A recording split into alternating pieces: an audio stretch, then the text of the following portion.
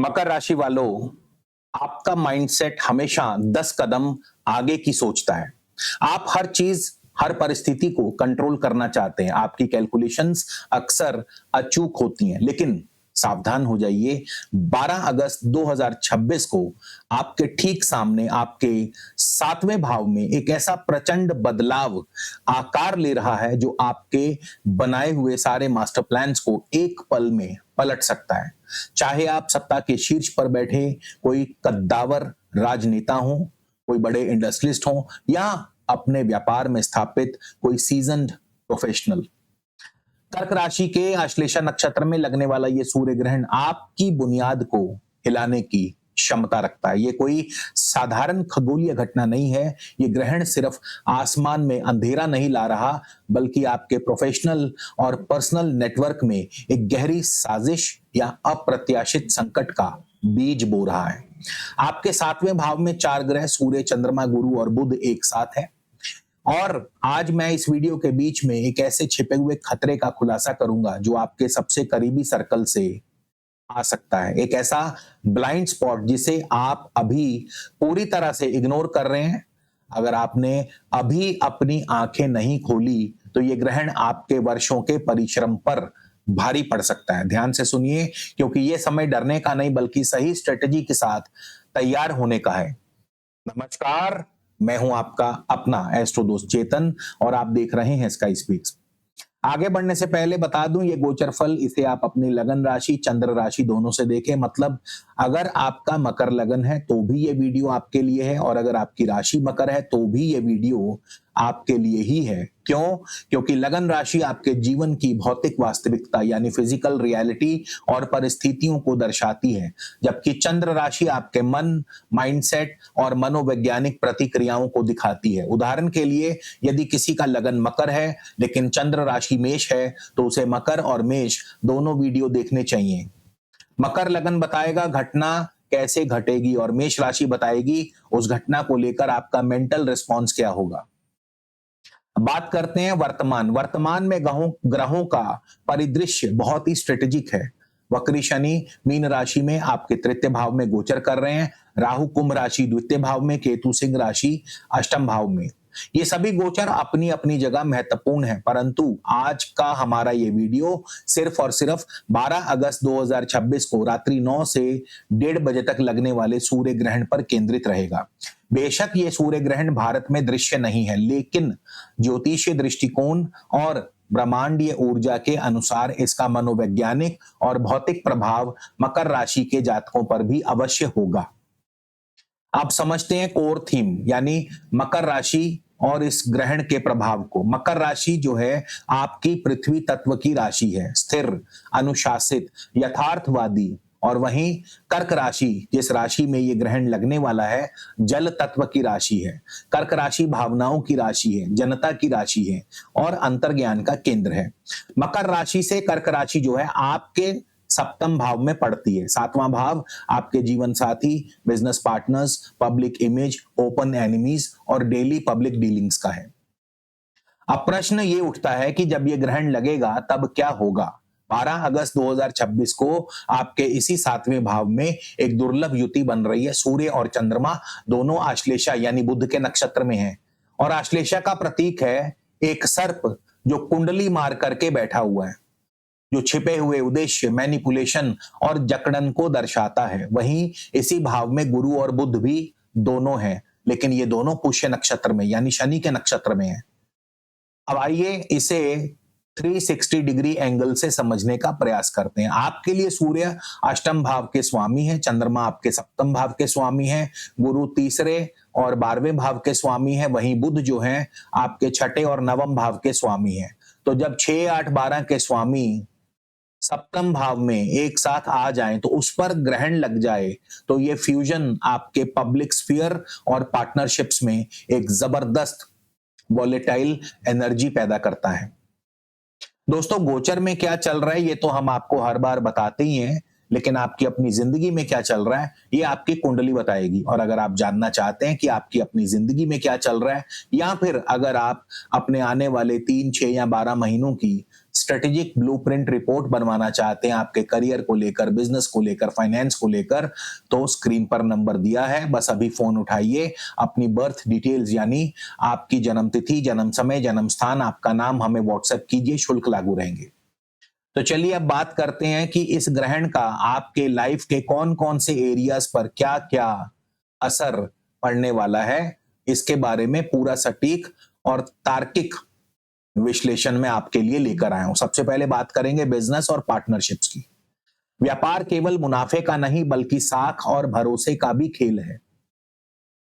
ग्रहण दोष का जो प्रभाव है वो 12 अगस्त के आसपास अगले 40-45 दिनों तक प्रबल रहेगा, क्योंकि आपका 7th लॉर्ड और अष्टम भाव का स्वामी ग्रहण दोष में है और वहां छठे भाव का स्वामी भी है, जो कि विवाद पैदा कर रहे हैं। आपके वर्तमान बिजनेस पार्टनर्स या प्रमुख स्टेक होल्डर्स के साथ अचानक वैचारिक मतभेद हो सकते हैं। आश्लेषा नक्षत्र के कारण कोई छुपी हुई बात आपके सामने आ सकती है, जो कि ट्रस्ट डेफिसिट का कारण बनेगी। बड़े कॉन्ट्रैक्ट्स या एमओयूज पर हस्ताक्षर करते समय दिक्कतें आ सकती हैं। विदेश से जुड़े व्यापार, क्योंकि 12वें घर का स्वामी गुरु भी यहीं बैठा हुआ है, तो विदेश से जुड़े व्यापार में अचानक रेगुलेटरी चेंजेस आ सकते हैं। अब उपाय क्या करना होगा? इस समय कोई भी नया बड़ा कमिटमेंट ना करें। अपने भाग्येश बुध को संतुलित करने के लिए बुधवार के दिन गाय को हरा चारा खिलाएं, साथ ही एक उच्च गुणवत्ता का पन्ना जरूर धारण करें। पुरुष अपने दाएं हाथ की कनिष्का में, महिलाएं अपने बाएं हाथ की कनिष्का में पन्ना धारण कर सकते हैं। 5 या 6 रत्ती का पन्ना सोने या चांदी में बुधवार के दिन प्राण प्रतिष्ठा करवा के धारण करें। अब बात करेंगे उस छिपे हुए खतरे के बारे में। तो मकर राशि वालों, इस सूर्य ग्रहण में आपके लिए सबसे बड़ा और सबसे जरूरी जो खतरा है, जो रिस्क है, वो है पार्टनरशिप ट्रैप या साझेदारी में विश्वासघात। आपके सप्तम भाव में सूर्य जो कि अष्टमेश हैं और बुध जो कि षष्ठेश हैं, इनकी उपस्थिति आश्लेषा नक्षत्र के प्रभाव में है। आश्लेषा नक्षत्र जो है, जैसा मैंने बताया, ये सर्प का प्रतीक है और सर्प जो है वो विष का प्रतीक है। सर्प जो है हमेशा विष उगलता है और कुंडली मारकर बैठा, यानी कोई गुप्त एजेंडे को छिपा रहा है। तो इसका सीधा अर्थ है कि कोई व्यक्ति जो आपके बहुत करीब है, जिस पर आप व्यावसायिक या वित्तीय तौर पर सबसे ज्यादा भरोसा करते हैं, वो पर्दे के पीछे आपके खिलाफ इंटरनल पॉलिटिक्स या कॉर्पोरेट सैबोटेज कर सकता है। कोई हिडन क्लॉज या कोई ऐसा एग्रीमेंट जिसे आपने बिना पढ़े साइन कर दिया, तो अचानक आपके लिए लीगल नोटिस या कॉम्प्लायंस रिस्क का कारण बन सकता है। आपकी पीठ पीछे आपके नेटवर्क में आपकी रेपुटेशन को डैमेज करने की कोशिश की जा सकती है। अपनी आंखें खुली रखें और किसी पर भी ब्लाइंड ट्रस्ट बिल्कुल ना करें। करियर और रेपुटेशन की बात करें तो करियर केवल पद या कुर्सी नहीं है, बल्कि समाज में आपका अधिकार और आपका सम्मान भी है। तो यदि आप ब्यूरोक्रेसी में है, राजनीति में है, तो आप पर कोई झूठा आरोप या डिपार्टमेंटल इंक्वायरी का प्रेशर बन सकता है। कार्य क्षेत्र में आपके कॉम्पिटिटर्स आपके पब्लिक स्टेटमेंट्स या पास्ट एक्शंस को मैनिपुलेट करने का प्रयास करेंगे और आपके खिलाफ इस्तेमाल करेंगे। ज्योतिष में सप्तम भाव दशम से दशम होता है, ये आपके प्रोफेशनल स्टैंडिंग का पूरक है। अष्टमेश सूर्य का यहां होना अथॉरिटी फिगर्स के साथ टकराव को दिखाता है। ग्रहण के तुरंत बाद अगले 40-45 दिन आप किसी भी पब्लिक एड्रेसिंग या बोर्ड मीटिंग में ये महसूस कर सकते हैं। कार्य क्षेत्र में ट्रांसपेरेंसी बनाए रखें, हर वर्बल कम्युनिकेशन को रिटर्न में डॉक्यूमेंट करें। मानसिक स्थिरता और नकारात्मक ऊर्जा से बचाव के लिए एक बढ़िया नीलम या शनि का उपरत्न नीली धारण कर सकते हैं, जो आपके लग्नेश शनि को बल देगा और कूटनीतिक षड्यंत्रों से आपकी रक्षा करेगा। पुरुष अपने दाएं हाथ की मध्यमा में, महिलाएं बाएं हाथ की मध्यमा में नीली 5 या 6 रत्ती का सोने या पंचधातु में शनिवार के दिन प्राण प्रतिष्ठा करवा के धारण कर सकते हैं। रिलेशनशिप्स की बात करें तो रिश्ते वो जमीन है जिस पर आपके मानसिक सुकून और सफलता की इमारत खड़ी होती है। आश्लेषा के विषैले प्रभाव के कारण पास्ट की कड़वी बातें अचानक बातचीत के दौरान सामने आ सकती हैं, जिससे रिश्तों में कम्युनिकेशन ब्रेकडाउन हो सकता है। छोटी छोटी बातें राई का पहाड़ बन सकती हैं। पार्टनर को लगेगा कि आप उन्हें डोमिनेट करने का प्रयास कर रहे हैं। मकर की कंट्रोलिंग नेचर के कारण आप उन्हें समय नहीं दे रहे हैं। सूर्य जो कि अहंकार है, चंद्रमा जो कि भावनाएं हैं, दोनों ही सप्तम भाव में ग्रहण से पीड़ित हैं। साथ ही 12वें भाव का स्वामी गुरु एक्सपेक्टेशंस को मिसमैच कर रहा है। अगस्त के मध्य से लेकर सितंबर के अंत तक आपके व्यक्तिगत संबंधों में एक टेस्टिंग फेज रहेगा। तो रिश्तों में स्थिरता के लिए चांदी में एक ओपल जरूर धारण करें। पुरुष अपने दाएं हाथ की इंडेक्स फिंगर में, महिलाएं बाएं हाथ की इंडेक्स फिंगर में 5 या 6 रत्ती का ओपल शुक्रवार के दिन प्राण प्रतिष्ठा करवा के धारण कर सकते हैं। इस दौरान बहस जीतने से ज्यादा रिश्तों को जीतने पर फोकस करें। ओम नमो भगवते वासुदेवाय मंत्र का नियमित जाप करें। अपने जीवन साथी के साथ शुक्रवार के दिन किसी भी रूप में अन्न या वस्त्र का दान किसी जरूरतमंद को अवश्य करें। बात करेंगे लीगल मैटर्स की। कानूनी विवाद केवल पैसा नहीं खाते, वे आपकी मानसिक शांति को भी दीमक की तरह चाट जाते हैं। ये स्थिति टेम्पोरेरी एंजाइटी और मानसिक तनाव बढ़ाएगी, क्योंकि आपकी प्लानिंग के अनुसार चीजें नहीं चलेंगी। विरोधी पक्ष अचानक कोई ऐसा सबूत या गवाह पेश कर सकता है जिसकी आपको उम्मीद नहीं थी, या सरकारी विभाग से कोई अप्रत्याशित पत्र आ सकता है। छठा भाव कानूनी विवाद और 8वां भाव गुप्त परेशानियों का भी है, और दोनों के स्वामी सप्तम भाव में युति बना रहे हैं। यदि कोई पुराना मामला चल रहा है तो अगस्त के आखिरी सप्ताह में अचानक कोई नई डेवलपमेंट भी हो सकती है। कोई भी out of the court settlement अभी जल्दबाजी में न करें। ग्रहण काल में या रविवार सोमवार के दिन दूध, चावल, चीनी और गुड़ का दान अवश्य करें। तो मकर राशि के प्रिय दोस्तों, ये 12 अगस्त 2026 का सूर्य ग्रहण आपके लिए चेतावनी भी है और अवसर भी।